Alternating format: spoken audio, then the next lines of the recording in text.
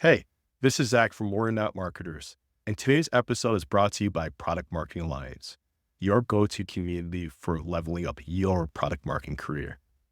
PMA's Product Marketing Summits offer an incredible chance to connect with fellow PMMs, hear from industry leaders at companies like Google, Uber, and TikTok, and take your career to the next level. Want to see when a summit is coming to a city near you? Head on over to world.productmarketingalliance.com and don't forget to use the code NOTMARKETERS15. I repeat, NOTMARKETERS15 for 15% off your next ticket.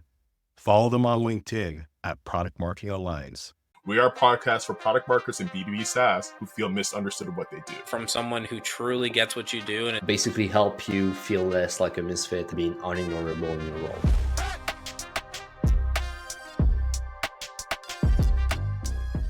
What's up, everybody? Welcome to another episode of We're Not Marketers here at Season 3 with another special guest. But as always, before we jump into that, we'll give a few intros. So I'm Eric Holland. I've been promoted this season to Franken Manager.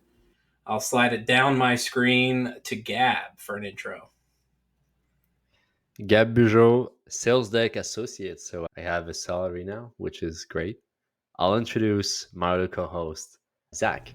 Zach Roberts, the sales water boy without promotion, but we're going to roll out the red carpet for our boy over here. But before we do that, Eric, you got to give out the intro. Yeah. I've actually had a personal interaction with Jeff. We'll get into a little bit more later, but we've got Jeff Chase here. If you're not familiar, a rare breed in product marketing, because not only does he own the whole product marketing function, but he also gets to own brand. So it's one of our first times getting that conversation. And really, I think if you don't know Jeff, a couple other notes. He's just a veteran PMM, has spent some time in a brand design team, been at Furcata, and also early days back at Amazon. So all in all, Jeff is probably one of the most, in my realm specifically, one of the people I respect most and really love what he's been doing over at Vitali. So Jeff, any other notes you want the people to know before we jump into some good convo? No, I appreciate that. Yeah, it's been really great getting to know Eric and getting to know the boys here. So I'm excited to jump in today and have some fun conversation around product marketing and whatever else we get into. That's right. It could get a little weird, but we always start with one very important question, and we let Gab do the honors. So go ahead, Gab. Thank you. Jeff, are product marketers actually marketers? Why or why not? So you guys know, like, when someone says, like, what keeps you up at night? This question has kept me up at night for the last 3 nights, where, like, I was taking, like, melatonin. It was not even putting me to sleep, tossing and turning. And that just tells you, like, how much I've been thinking about it and, like, how close, like, this is on one way or the other. But where I shook out is, for the sake of product marketers, I think they're not marketers. I know that sounds a little crazy, but my hot take on this, though, is I believe that product marketers are the future leaders of marketing. And happy to dive more into that. But I know Eric's shocked here because Eric knows who I am, and, like, we've had a little back and forth here, but I really do believe that when you really look at the whole marketing function as a whole, product marketing definitely does some things in the marketing realm, but they're not so much, like, stuck into, like, demand gen side of things, the lead generation side of things, which is traditionally what marketing has really become. Product marketers really are spending a lot of time doing their product launch planning, positioning and messaging, the competitive intel. But also, when you really look at it, product marketing, I look at it as a hub and spoke model. They sit at the center of the broader part of the organization. And one of the spokes that they go out to is marketing. So why would product marketing go out to their own team if they are part of the marketing organization? So that's really where I've shooken out when I really thought about it. The other thing that I thought was super interesting is when you put product marketing into the marketing bucket, you're really doing a disservice by really putting it back down to what people kind of stereotype product marketing to be, which is a product launcher. And product launches, doing the whole planning, how you're going to announce this and share it and get it out into the world, is essentially a marketing aspect. That's awareness, that's visibility, that's getting prospects and people aware of what your product is going to be. And so when you really try to dial in product marketing to be marketing, you're really going back into that kind of stereotype, which I think has been a real struggle. And that's why I said it's a disservice to product marketers to be part of just marketing. But then when I said at the beginning, where my hot take is that I think they're the future leaders of product marketing, or the future leaders of marketing, is because I look at how like it's been for me as a product marketer and also working with a lot of different product marketers. But and also I think it's worth, if we're gonna post this recording, put a big old sticker over this is like disclaimer. This is from the POV of B2B SaaS. Marketing teams come to product marketing a lot because at the end of the day, we are the closest to the product, to the ICP, to the competitors, to the positioning and messaging.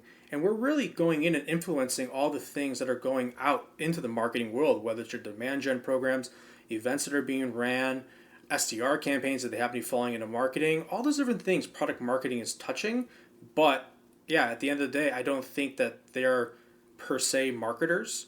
But I believe in the future, you'll see that product marketing will be more of that leader in the marketing organization because so many other pieces of the marketing org to follow suit of what the product marketing team can provide. Bang. Bang. That's a double bang. Yeah. Man. Yeah. Mic drop. You might not be able to catch this when we do the video recording, but I am, for the first time, absolutely blown away shocked because two reasons. One, I was like 99% sure he was coming in brand marketer, product marketer. Yes, he was gonna default to marketer. But two, I've had conversations with Jeff and I've just been very sure he was leaning in that camp. I've seen some stuff that he likes to post and tease about on LinkedIn against our profile. So for the first time on this show, I flew back in my chair, honestly shocked with that answer and pleasantly shocked, I just gotta say. And like what I'll say too is product marketing is very different based on the individual and the organization you report into and what your product is. That's why I said the big disclaimer. This is from the POV of B2B SaaS, also not even from my POV of being a product marketer and a brand marketer. But when I look at the product marketing organization itself, yeah, I think that it needs to move away from just being seen as a general marketer, because then what ends up happening is you get what a lot of product marketers become, which is like a generalist. And they end up taking on these like marketing tasks, and it ends up like just being like a hodgepodge of things, and you don't really get to focus entirely on what you do as a marketer. But it is super interesting because, as you guys know, I have a team, Mary and Rachel. I posed this question to them yesterday because I was like, I still don't know where I'm at. And they both said too that they don't think of themselves as marketers, but when people ask them what they do, they say marketing. Because it's such an easy way to describe to people who are outside of our sphere, what do you do? So I think it's a really interesting space, but I think if you're a product marketer, you're going to do yourself more of a disservice if you think of yourself as a marketer versus something that's a greater piece of the whole that can influence a lot of different parts, including marketing, and maybe one day really reshaping like how marketing is going to be in the future. Dude, you nailed a couple points. Like one in particular that I've experienced over the last several months is that they come to you, right? The rest of the marketing team actually is looking for you for a lot. And I've heard things like, oh, I've never been able to connect with that other side of the business before. And you've built that bridge. And I think you nailed that, man, in terms of where I hope to see it going for sure is that more leadership perspective instead of order taker role. Yep. I love that, man. You guys got any takes on that before I ask him a question that I've been dying to ask him for a little bit? I just love the answer, to be honest. I'm not as shocked as you because I don't have pre data, whatever on his thought, but I just think it's well put that it's not to our advantage to put ourselves in that position because we will have less influence, we'll have less negotiation, and ultimately I feel like it's still very much a strategic role. Yes, a lot of part of it is tactical, executive, and all of that based on your environment, but just the nature of the role, it's not necessarily about labeling, but it's just about if you don't want it to become a garbage can that will just have a vague area of this is what marketing actually does to the rest of the department, it's going to be hard to push the initiative and discussion you want ultimately to have. Yep. I got one clarifying question here.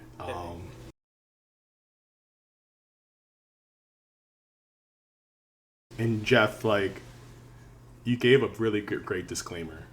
But I'm going to tell you what's going to happen. A marketer is going to stumble on this podcast is going to hear this take and is going to be like, oh, Jeff, come on. The future of marketing, product marketers. No, they are marketers. So just a clarifying question from you as someone who's gone from an IC to a product marketing leader. Yep. What are the differentiating skills that you see in a product marketer that sets them away from a marketer? And more context to that is, if I'm an aspiring product marketer, Yep. what are the skills that I should be like double tapping into with that context in mind? It's a really great question. And one of the things I had written down here, because I was like, as I've been tossing and turning throughout the nights, sweating about this answer, one of the things I did also come to the realization is that, yes, marketing is a department, but that's an easy way to generalize things. But really, marketing is a set of skills. And as a product marketer, I think you really want to start to gather a lot of different skill sets from a marketing lens. Research, positioning and messaging, competitive intel. Like, those are all things that marketing teams do as well. But I think to the question you asked, why the reason I have that take of like why product marketers are the future of marketing is because Eric hit on the head earlier, like reaching onto the other side of the aisle, like talking to these other teams. A lot of marketers don't have that skill set. So first and foremost, product marketers are already inherently setting themselves up to build those cross-functional relationships to be leaders beyond outside the marketing team itself. So that's point number one. I think point number two is that and we'll talk about this as we talk more about like brand marketing and things like that, but I believe that we're moving into a world where people want to be given a lot more truth than fluff and fiction, or I guess fiction, yeah. And we really want to make sure that we're getting closer to what their expectations are. And no one understands those expectations and needs better than a product marketer. And when I look at like the future of marketing and product marketers leading it, what I really see is they have the ability to understand and work with all these different departments, but also be able to understand the needs of the customers. And while they don't need to produce that work, they'll be able to really help influence and get into the right direction with your campaigns, with your strategies, and with your brand and all those different pieces and components. So yeah, that's where my head's at with it. And that's not to say if you're a product marketer out there, like you're guaranteed to be in the future having a role as being like a marketing leader. But I think that the really good product marketers out there who really go out to understand these skills, build those relationships, do all the right things to get themselves down this path, you're opening up that door for your glass ceiling to be from VP of product marketing to being CMO. And so that's really where things can get to eventually if you take the right path and take advantage of the opportunities you have in front of you. So when you say that you're seeing PMMs being future marketing leaders, you're seeing them as CMOs, or are you seeing them with a different type of role?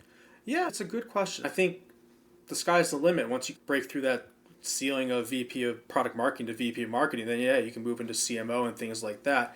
I think companies definitely want to get more strategic. There's a lot of competition out there. You need to really understand your customers, your buyers, your products, even your own company and your business and how it operates. And a lot of those things are really going to be your differentiators and how you really achieve success in the market.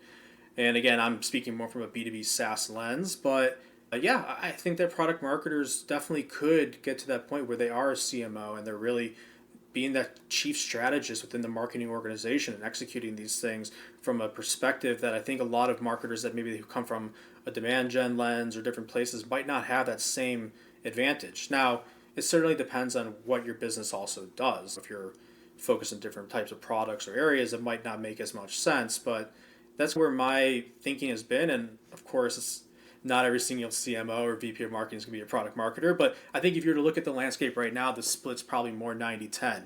And I think in the next few years, we'll probably get more closer to a 70-30, 60-40 split in terms of the trajectory of who gets to those roles. All right, you guys heard it here. We're going to be running the ship sooner than later. Jeff's put it into existence. I have a quick question here. This has been distracting me for a few minutes. Jeff, are we wearing the same glasses? I don't know. Are yours Garrett Light? Okay, mine is Oliver People. Okay, maybe Oliver Peoples. Maybe they're... It's Oliver People's son. And I just found out recently that he hates his son or something like that. So he started wearing glasses. But yes, they are. Garrett Light is Oliver People's whatever son. So that's yes, it's easy to mix them up. So we related by optical lenses. Yes. I like that. Yes. Yeah, feuding optical lenses. It is going to see eye to eye.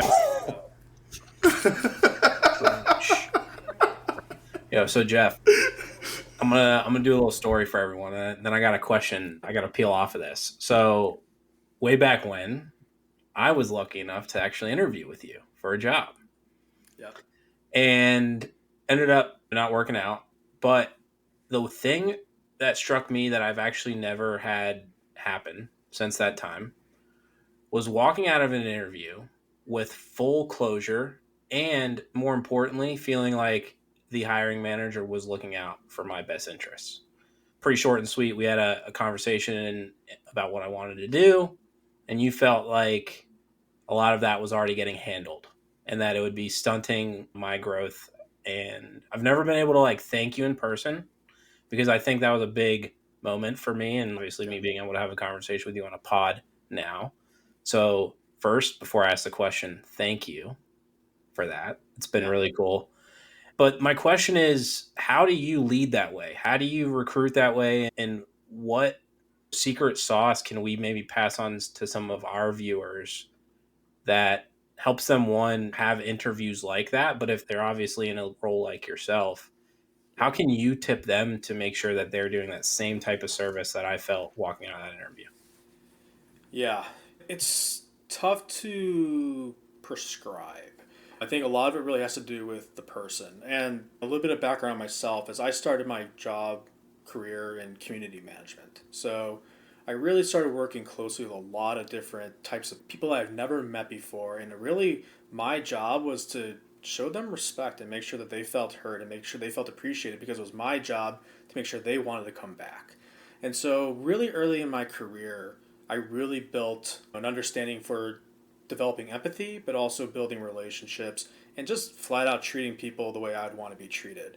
And look, I'm in a role now where I'm a director, but I was once in a day in a role where I was looking for new jobs and would apply for things and thought it went great, and then crickets, and I'm just like emailing the recruiter. I'm like, hey, like, I get it. Like, I understand. Like, I didn't get the job, but do you give me any feedback? Anything I could fix? I don't get it. Like, I keep going out here and not getting any like jobs, and like, being a young person back then, not knowing truly how competitive the environment was, and to me, it just felt really debilitating. It was like, man, like, I'm really trying to break through. I'm doing all the right things. Why isn't it working? And so, when I got the opportunity to start to really manage and hire, I felt it was a personal responsibility for a couple things. One, I didn't want to waste people's time. Like, I don't want to bring people in that are not going to be the right fit. So I really try to avoid like those endless lists of just talking to everybody and just drowning out. I spend a lot of time looking into who I'm going to bring in and make sure it's actually worth the conversation. So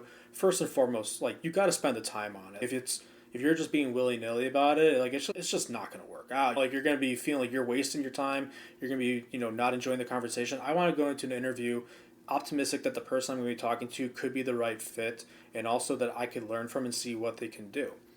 The other part, that you talked about is you have to have mutual respect for the person you're interviewing. I'm bringing in somebody that is going to be taking on responsibility, and at the same time, I'm taking on responsibility. As crazy as it sounds, as a hiring manager, I'm now responsible for someone's livelihood. Like, I am putting them in a position to be successful. I'm putting them in a position for their living and how they're going to grow and develop into their next stage of their career.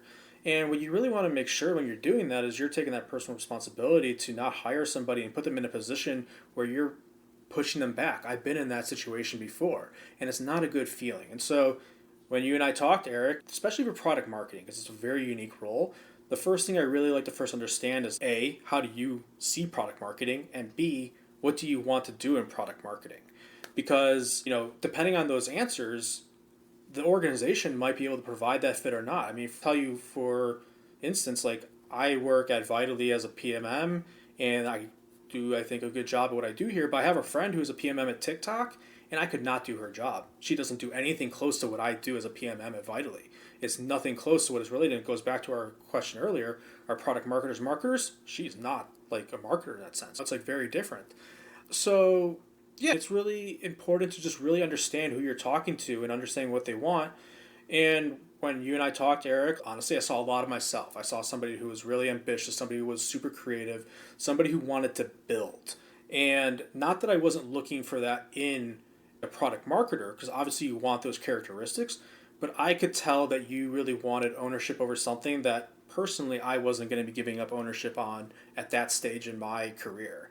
And that was not going to do you any service. You're going to sit back there saying, I want to do these things that Jeff is working on, things like websites and things like that. And I was just like, that's just not going to happen today. And so it wasn't fair to you to just jump into it. And I think that's really important to note for anybody else out here. I'm talking about from the hiring perspective, but if you're looking for a job, and I know it's a tough market out there, so it's easier said than done, but if you're looking for a job, don't just jump into something that's the right, if it's not the right fit.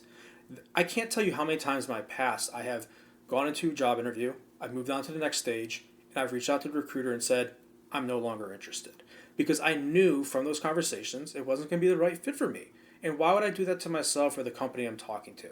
And so it's just as important as someone who's hiring as one who's looking for a job to make sure that you are doing things that are the right fit for you, because ultimately that's where you want to spend your next 1, 2, 5 years, and you want to make sure you're getting the most out of it. So it's really important to think about from both sides of the coin. And so really encourage when you're doing that, be empathetic for yourself and the job you're looking at, and be thinking about all those different angles.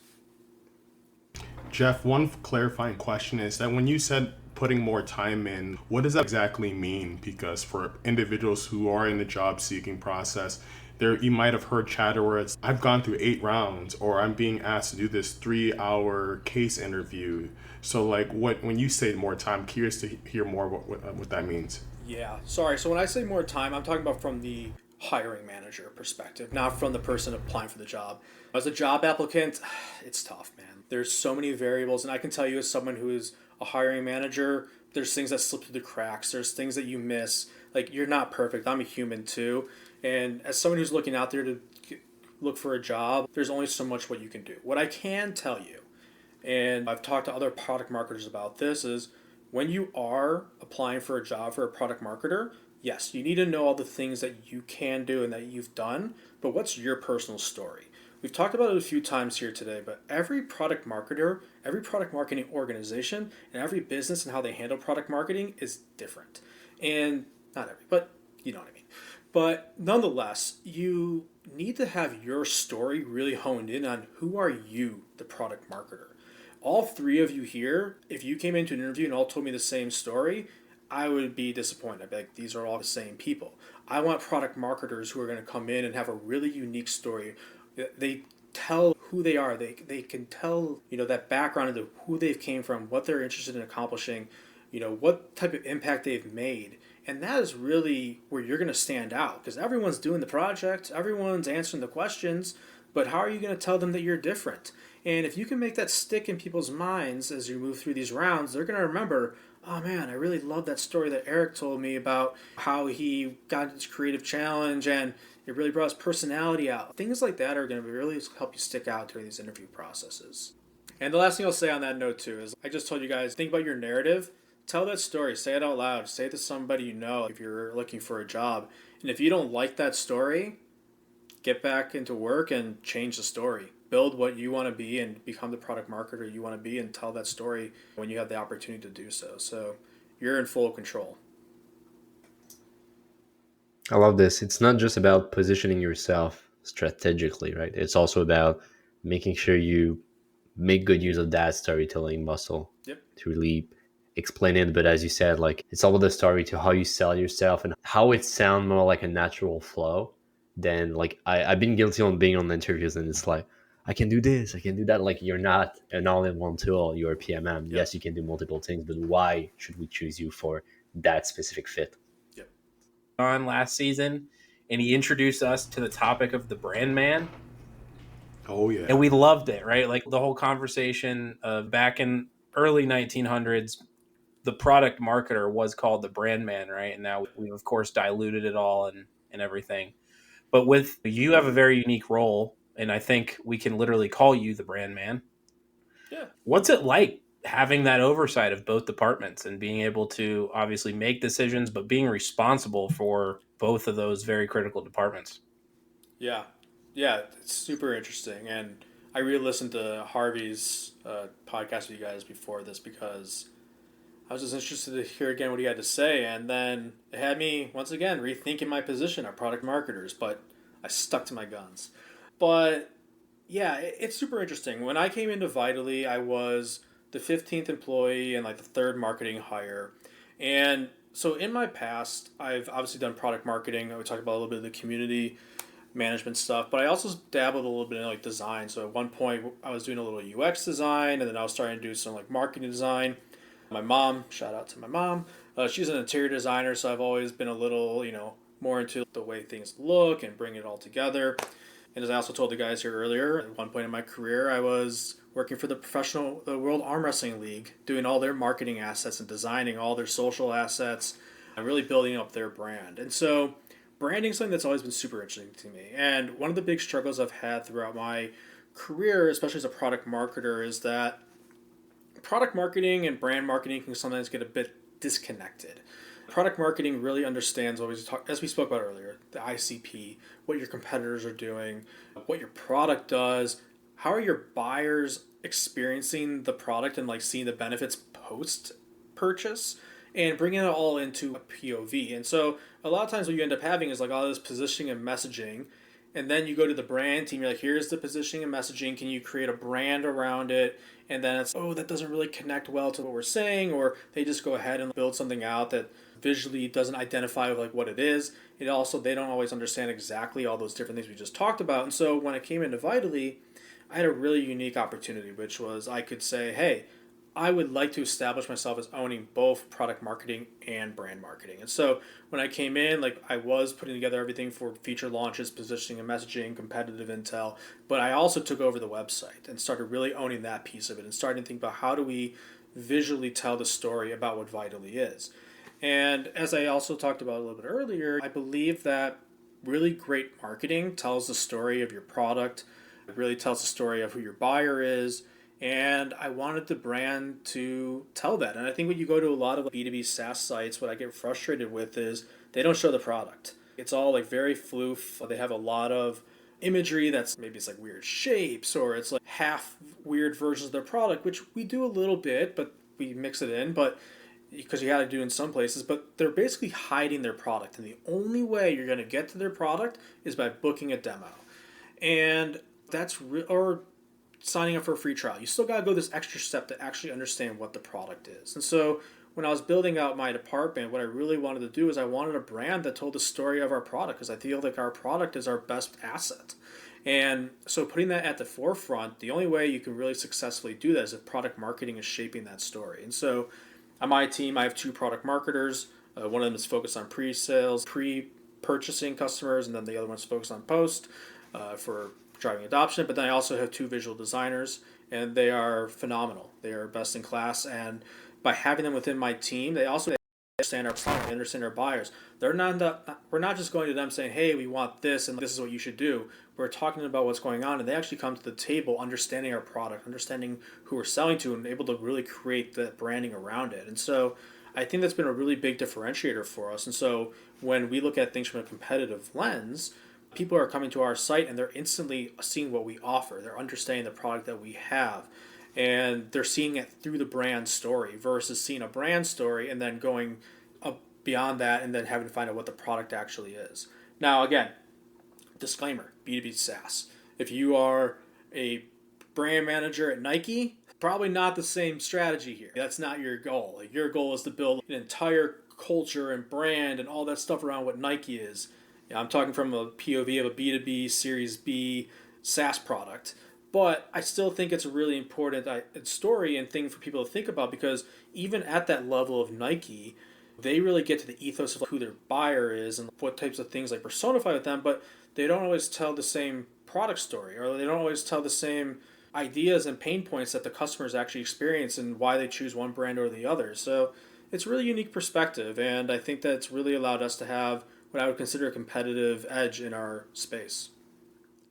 I gotta say, you called it out earlier. There's almost a natural disconnect between those two departments. And I think you being able to take ownership of that at Vitali has definitely shined. And I would advise anyone who's listening in to not only build that relationship with your brand team, even if you're not going to be under the same departmental rule, build that relationship and check out Vitali's stuff because, again, they're not our ICP necessarily, right? Customer success platform. But what you guys are putting out, how you do it, there's so much that product marketers can learn from, and particularly then how to go back and build that bridge with brand and give some examples on how to have that strong relationship. So, Yep, I shout out appreciate again, it. man. I've actually your last 2 years of your like state of reports. Yeah, Brand team outdid themselves this year. I guess just want to say. they're phenomenal. They're really top of the class. Remember last year was like a Uh, cream, like a creamy feel. And this year you went that dark vibe. I was like, oh, that hit so hard. So yeah, let them know. I was vibing. Jeff, 2 quick questions for you. Yep. First one is if if product marketing is our job is to tell what the product does so it makes that buying decision easier. Curious, like how do we define brand marketing? What, like for someone who says, oh, brand marketing is people who markets a brand, like how would you define knowing like both sides of the house? That's my first question. Yeah, I think when I look at brand marketing versus product marketing, it tends to be more of like the general storytelling. You can almost say it's like the written storytelling. Like we're putting together positioning and messaging documents, some other documentation around that, writing out headlines sometimes. It really varies again on what you're doing as a product marketer. The brand marketing is really the visual storytelling of a brand.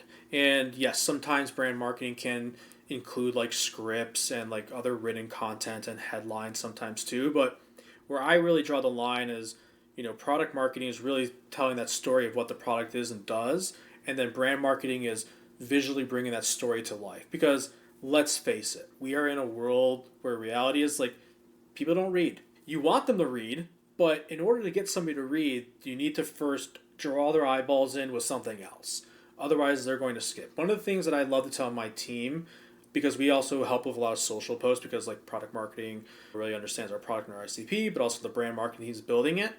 My rule is if you ever come across a social post that stops you, screenshot it and share it. Because it stopped you for a reason, and we want to observe it. Did it stop you because the headline was catchy? Did it stop you because the visuals were catchy? And 90% of the time, it's the visuals. And what really can help is if those visuals complement the story really well. And so I think that's really where you draw that line is like brand marketing is really going to tell like that visual identity and set that mark for your business, where product marketing is going to tell that story that complements it. But when those two are like merged and put together, it really has a whole nother like level of marketing in itself in those two. For those, oh no, you guys are good. I'm like, because everything y'all been saying to this point is building up to this for this one. For those product marketers who feel disconnected to their brand marketing teams, like what are things that a product marketer can do to build that better rapport and relationship with brand? So this goes back to hopefully what is the first skill you have in your product marketing tool belt, which is relationship building. If you want to be a really great product marketer, you need to know how to build relationships. If you cannot build those relationships with other people in terms of A, being respectful, B, showing that you have value, and C, being someone that's easy to work with, it's going to be really hard for you to build relationships with anybody, let alone a brand team.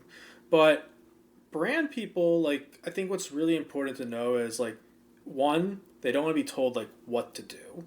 They want to be informed on how they should do it. They want to be the brand and creative people that they are. So you need to give them that freedom to really think about things. And so if you come in saying, hey, I'm the product marketer, here's the story I'm telling, here's how it needs to look, that's not going to fly. Like, it's not going to work well.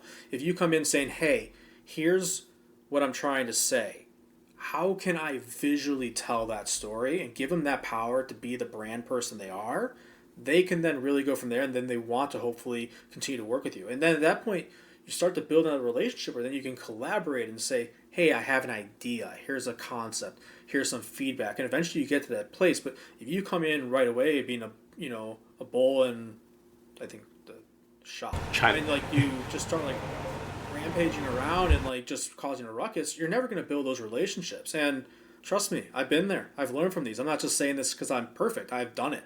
And I have definitely ruffled feathers in the past, and I've learned from those situations.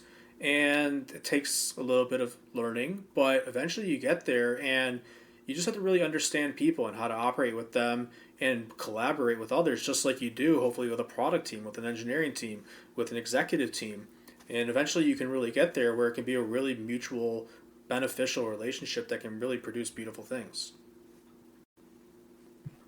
Dude, could not have said that better myself. And recently, having an actual brand team to work with, I see their emotions light up when I say, I trust you, I believe in you, and give them very little guidance in terms of like tactical direction, just like conceptual, here's what I'm thinking, and then really give them the keys.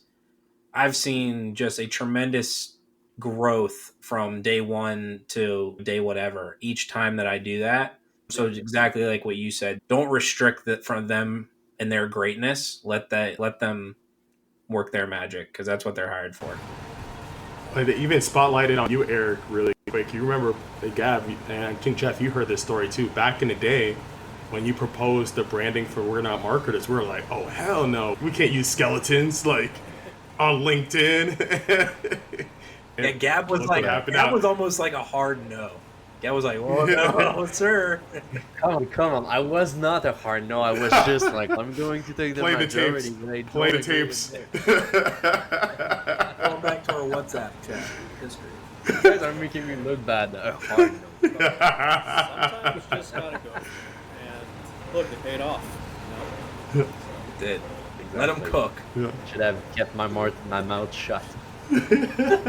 Jeff, from a personal perspective, I wanted to also ask you this, because I've seen a few times on your LinkedIn, you've had the pleasure of competitors coming on in and undercutting and taking some of your hard-earned messaging, right? And so I want to just ask you, how does that feel when that happens to you? Yeah, it's actually, first and foremost, I just want to make it clear, this is like a team effort. Like, it's not just my messaging. Like, a lot of people go into it, so I don't want to just seem like they're stealing my creative genius. A lot of people I work with really help us hone in our message and stuff. And I think the first part of it is just because of that, it's like disappointment, like frustration. It's like, man, like we really spent a lot of time working together, hammering through a ton of different things, testing a lot of things, and then for someone else, which typically is a bigger competitor, just ripping it off. And so the first kind of feeling is like disappointment. But then the second feeling is like excitement. Ooh, back to the drawing board. Like, they took what we did, let's reinvent the wheel once again. And I think to us, in my career, I've generally have worked in startups. Obviously, I've been through a couple like acquisitions, was at Amazon for a short minute. But as a startup, your goal is to be a disruptor. And if your competitors are stealing your messaging or like literally copying and pasting your messaging, that's a compliment to you. They're saying, we're paying attention to the disruptor and we need to copy what they're doing. And that means we were already a step ahead, so it's time to get another step ahead. And so to me, as a startup person, where I'm like, I love the challenge and the grind of a startup, like, it means we didn't do enough. Let's keep going. They can't keep changing things. And so I think one of the things that have been really exciting for me recently that we've been doing a lot more of, that we have the capacity to do, is a lot of A/B testing. Like, let's test everything that we're thinking. Like, let's try different messaging out there and see like how well it resonates, how far can we go to differentiate ourselves where it actually continues to have a positive impact and just continuously stay ahead of the competition. And yeah, I guess what I like to say is thank you to my competition. You guys inspire me and my team to just keep working harder and harder, because we want to continue to lead by example, and it's a great thing. It's also the fact that I think the market is not necessarily dumb. Like, up to a point, they know that even if you have the same messaging, the same copy, Yep. there's definitely one of them that will have the research and the data to back it up. Yeah. So that way it's just like a clear decision in front of them. But follow-up question regarding that, you said about being disruptor, being differentiated. Do you think that if I'm PMM, I work on messaging, I put out something out there, I ship it, the competitor copy it, does that mean that I was not disruptive enough or that my POV was not contrarian enough? Not necessarily, because if they're copying you, that doesn't mean you weren't being disruptive enough. Because it'd be more if you did copy and then someone that you were speaking to, and let's just say a buying cycle, they're like, I'm looking at you and company B, and I think you guys are saying the same thing about your product. Then it would be, I was not being disruptive enough. But if your new copy is very different, and for a short, let's make it clear, you're not going to write copy and then the next day your competitor's going to have it. So it's not like they're going to like copy you overnight or get close to what you're doing overnight. So you need to have like that. This is where it gets really interesting of like where I get like with qualitative and quantitative, but this is where your qualitative sense as a product marketer really has to come in. And you just have to really understand what's the voice of the customer saying, what are they bringing back to you in the market. But I don't think that means you're not being disruptive. Now, obviously, in some instances, you're, as a product marketer, you're limited by your product. I'm not here saying, hey, PMMs, go out there and be like bullshitting. Like, I am the most anti-vaporware person in the world. Like, if your product market, if you're trying to be disruptive by promoting vaporware, you're only setting yourself up and your company to fail. So don't go doing that. But if you can be really bold in what you're saying about something that is true, that's really helpful. And like when I talk about this like disruptive copy, it's just more being original. I think a lot of times, you especially become a disruptor in a space. I mean, I'll just take CRMs for example. You got a lot of Salesforce and HubSpot probably saying a lot of the same things. I don't spend a ton of time looking at their websites, but I guarantee they're saying a lot of the same things. And then you got someone like I believe it's Also coming in, and they have a completely different message. And that is where you got to be really disruptive. And so what gets frustrating is when the other competitors in the space or those legacy players try to imitate the disruptor to jump onto that train. And what they actually end up with is like not being able to follow up with what they're putting out there. It's like when you get like, you go to Foot Locker and they got like this new Nikes and you're like, oh, those are sweet. And then you go into the Marshalls next door and they got a shoe that looks similar but doesn't have the Nike logo on it. Like, that's what I'm talking about, where it's like, it's just not the same. And it's really on your follow through and what the actual full product and experience is. And the ones in Marshalls are called Mikeys. Mikey. I like That's awesome, because earlier, if you heard, Jeff was like, yeah, I saw a lot of Eric in me. And if competitor took my messaging like that, I just call them lazy bums. But he took the high road and said, thank you for pushing me to be better. So there you go. Contrast between Jeff and I. But they know though. Maybe they know. I don't know. The other thing I will also mention is just like an asterisk to this whole thing is like subliminal thought is like a very real thing. As PMMs, we spend a lot of time looking at our competitors and we just like stalk them. Maybe you guys aren't stalking me, but I'm stalking all you. But we're stalking our competitors, seeing what they're doing, trying to stay a step ahead. And sometimes it just creeps through. You're like, dang, that sounded real good. And you're like, let's push it. And then you forget to check. But me, like I'll say, as I mentioned earlier, like I am a startup guy, but I did have 6 months at Amazon after Eero was acquired. And one of the first things that I learned real quick was that you can't just publish and say whatever you want. I had to start working with lawyers, and I was in the midst of a product launch that was supposed to be, I was finalizing packaging because this one I worked in hardware, and I had to do like a box that had like print on it, and like we had a claim on there. And like, we actually need to go through legal and all this, and it's going to take 6 months. What are you talking about 6 months? I got 30 days till this is supposed to be like finished and proofed. And so that was a hard lesson in life where it's like, hopefully I'm never in that situation again where I got tons of red tape to go through, but make sure you're checking everything twice before you hit go.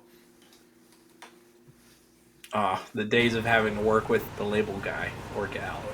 Jeff, this was dope. It was cool getting to know you a little bit more outside of what we've been able to just DM on the side. So thank you for joining us. Yes. I know you said earlier there's not a lot of promo you want to do. So then, other than finding you on LinkedIn, you can find Jeff on this episode and nowhere else. So check him out on LinkedIn. More importantly, check out what his team's been doing over at Vitali. It's really cool stuff. And yeah, guys, thank you for joining us for another episode of We're Not Marketers. Later. Thanks again, Jeff. See you guys, everyone. Yeah, thank you. Thank guys. you. It was a blast. Ciao.